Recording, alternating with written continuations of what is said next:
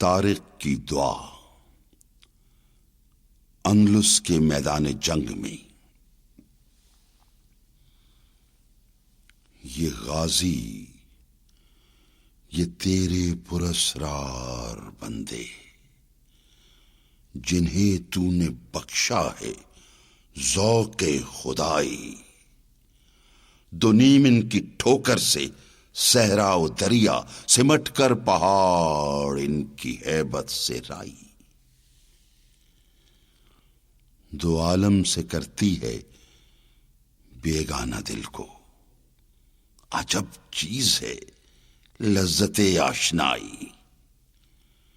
شہادت ہے مطلوب و مقصود مومن، نہ مال غنیمت نہ کشور کشائی، خیابہ میں ہے منتظر لالا کب سے، کبا چاہیے اس کو خون عرب سے، کیا تو نے صحرا نشینوں کو یکتا، خبر میں،